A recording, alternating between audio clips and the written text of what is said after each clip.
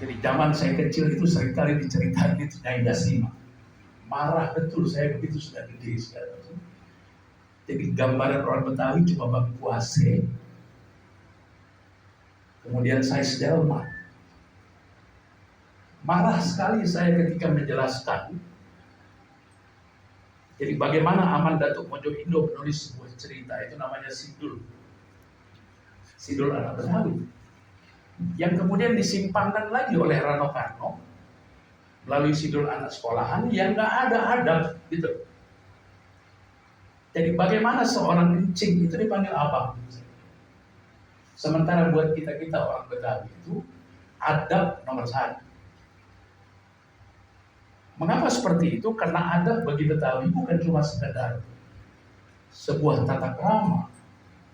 Adab buat orang Betawi itu adalah civilization, adalah sebuah peradaban.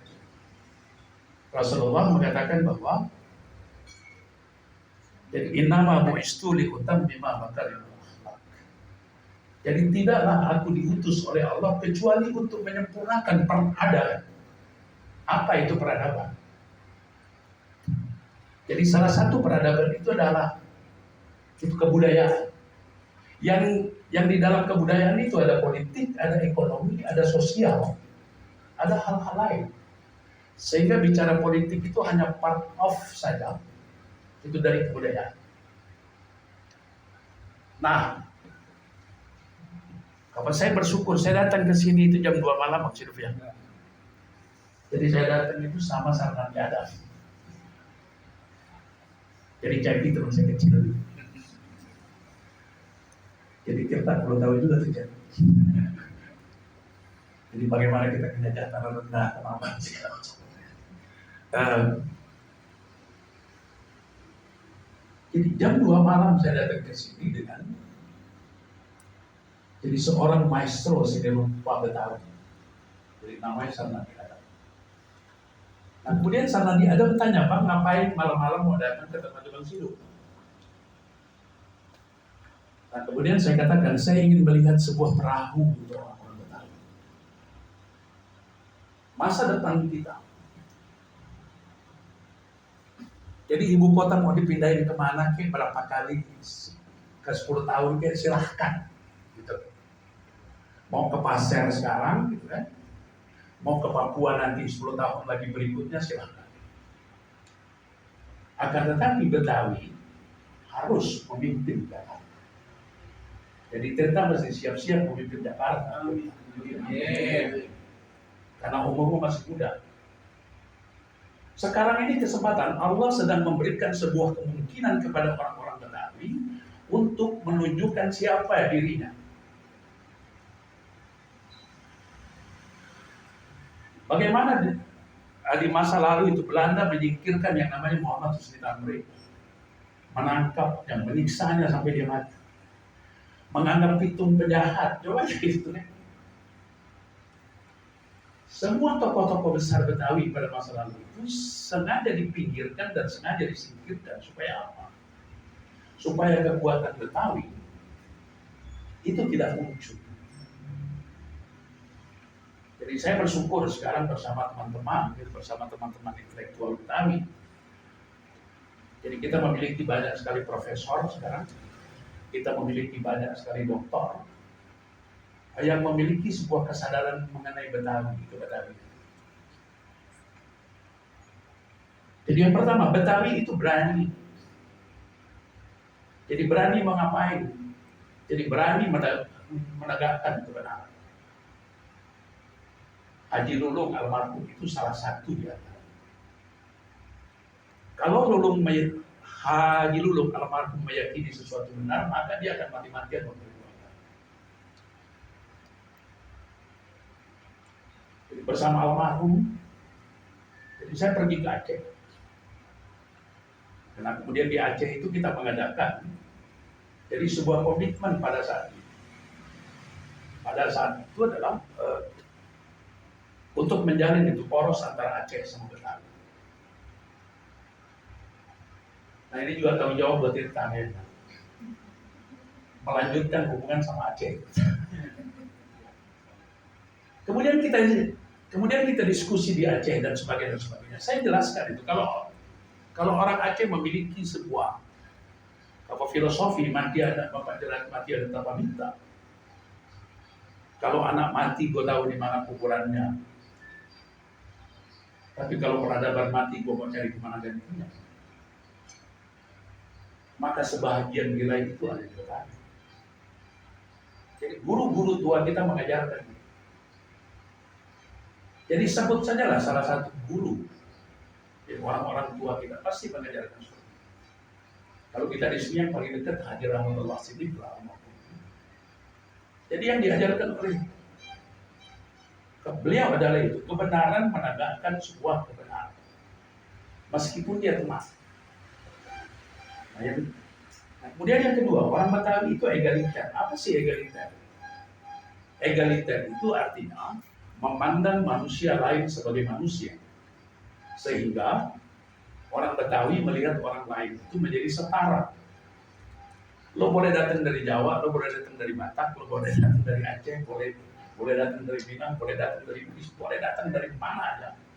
Sepanjang akhlak lo benar, lo ikut aturan di titik, lo saudara gue. Itu sikap egaliter. Kemudian ini yang ketiga. Nah kemudian yang ketiga, orang Betawi itu tangguh. Apa itu tangguh? Jadi orang-orang yang tangguh itu adalah orang-orang yang memiliki kecerdasan nalar, memiliki kesadaran spiritual. Mengapa menjadi tangguh? Karena patokannya Al-Quran, kemudian Sunnah Rasul, kemudian mengikuti ulama, kemudian mengikuti ustaz. Sebangun-bangunnya anak Betawi itu dia balik lagi nanti itu.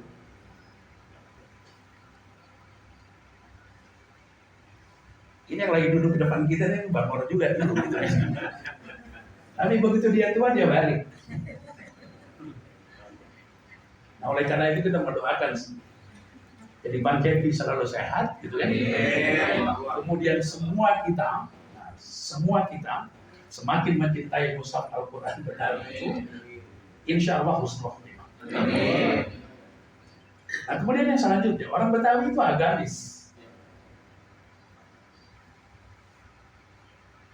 Jadi pada masa saya kecil, tinggal di Menteng, kemudian pindah ke Bonkatang dekat orang Cepi itu. Akan tetapi ibu saya orang sini. Jadi ibu saya orang sini. Ya. Jadi takdir juga istri saya beli rumah di sini. Jadi saya lagi bertugas di Malaysia. Nah kemudian istri saya pindah rumah dari jadi Gang Daud itu ke samping rumahnya Cepi. Nah ketangguhan itu harus ditunjukkan. Ketangguhan itu harus ditunjukkan itu bukan cuma ke dalam saja. Sekarang ini saya mengajar di Malaysia. Jadi saya mengajar di Universiti Islam Antarabangsa Malaysia. Yang saya ajarkan ilmu yang langka. Karena yang saya ajarkan itu ilmu energi. Kalau orang punya mimpi, mimpinya jadi apa gitu.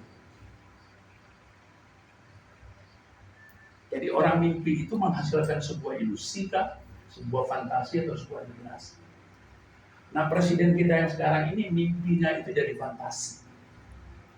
Akibatnya bangsa ini masuk ke jeblos dalam fantasi. Namanya fantasi trap. Jadi dia lupa bahwa Al-Quran sudah mengajarkan kepada kita banyak sekali contoh dalam Al-Quran. Mengenai Nabi Musa, mengenai Nabi Adam, kemudian sampai Rasulullah Muhammad SAW. Nah kemudian apa?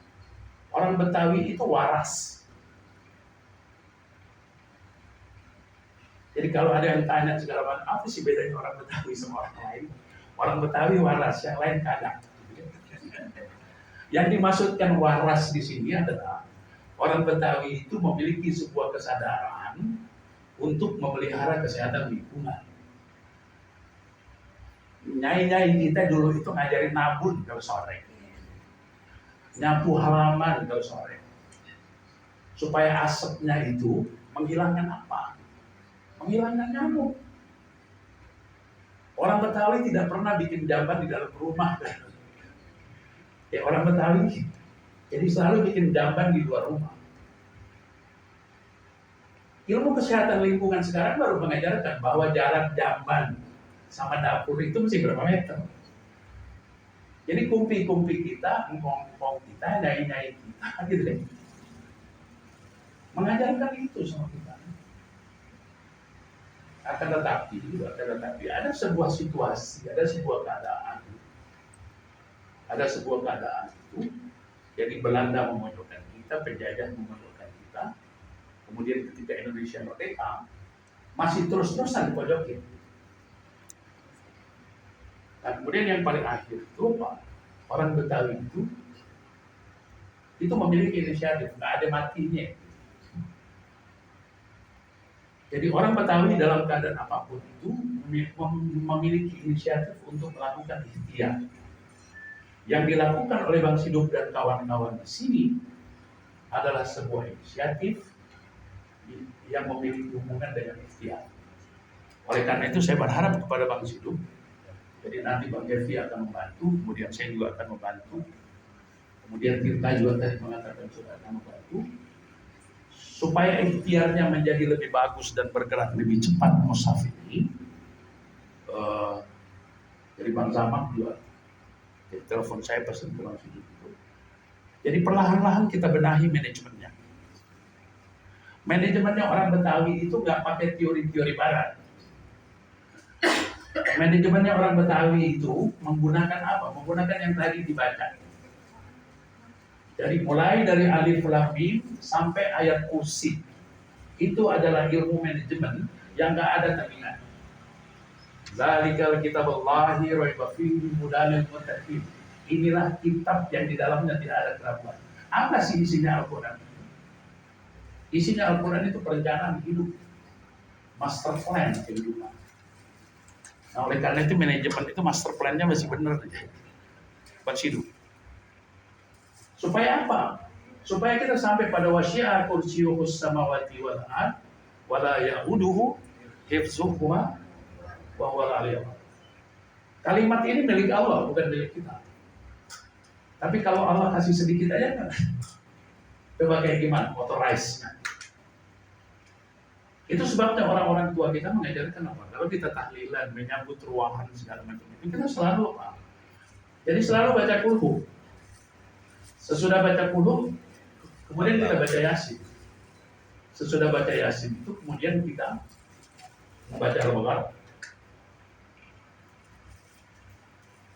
Karena apa yang dijelaskan di dalam kulhu itu menegaskan itu. Jadi qul huwallahu ahad, nyatakanlah bahwa Allah itu absolut. Jadi apa buktinya Allah itu maha absolut?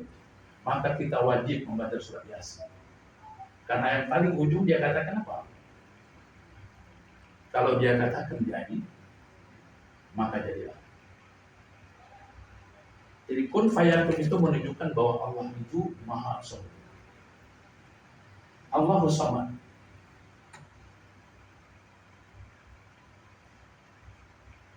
Jadi terjemahan Kementerian Agama itu, jadi Allah tempat bergantung, ya?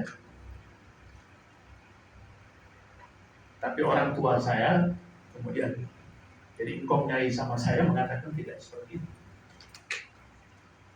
Jadi Allah As-Samad. Jadi kalau Allah itu absolut, maka Allah itu distinct. Apa buktinya Allah itu distinct? Maka Anda baca surat di Al-Baqarah ayat kursi. Wilayah kekuasaan Allah itu meliputi langit dan bumi, sehingga Allah itu maha distinct. Nah, oleh karena itu Bang Siduk, Al-Quran Mushaf Betawi ini akan menjadi bahtera kalau semua kita menyelenggarakannya sesuai dengan apa yang diajarkan Rasulullah, kemudian sesuai apa yang dinasihatkan oleh para ulama kita. Jadi jangan segan-segan untuk konsultasi dengan para ulama, sehingga menghindari hal-hal yang menyimpang walaupun cuma sedikit.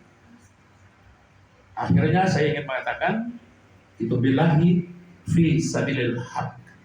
Jadi bersama Allah kita melakukan sesuatu yang benar. Wassalamualaikum warahmatullahi wabarakatuh.